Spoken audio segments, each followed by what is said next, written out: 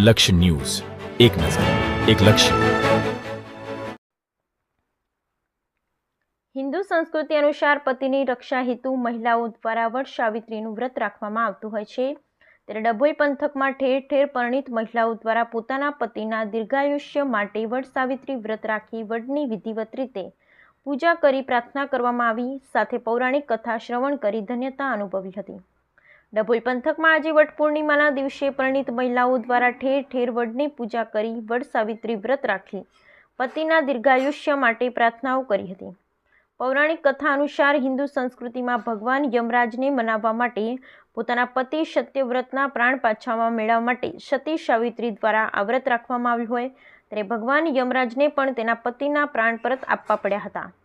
ત્યારથી હિન્દુ સંસ્કૃતિની મહિલાઓ દ્વારા ભગવાન વિષ્ણુ, બ્રહ્મા અને મહેશનો વડમાં વાસ હોય ત્યારે વડની પૂજા કરી પ્રાર્થના કરવામાં આવી હતી, સાથે વ્રતની પૌરાણિક કથા શ્રવણ કરી હતી। प्रतिवार्षिक पोलीस लाइन में वट सावित्री व्रत थई रही है और एनी पूजा पण थई रही है। बहनों श्रद्धाथी भावथी एमना पति माटे दीर्घायुष्यनी प्राप्ति माटे आ वट सावित्री मातानुं पूजन अर्चन करी रह्या छे। अने प्रतिवार्षिक आ जग्या पर आवी सर्वे बहनों भावी भक्तों आवी अने भगवाननुं पूजन अर्चन करे छे, वट सावित्री मातानुं पूजन अर्चन करे छे। ते थकी श्रद्धाथी बधी बहनों अहींया पूजन अर्चन करी पोताना पति माटे दीर्घायुष्यनी प्राप्ति करे छे અને પોતાના પતિનું આયુષ્ય સારું રહે તેના માટેનું આ પૂજન અર્ચન કરી રહ્યા છે।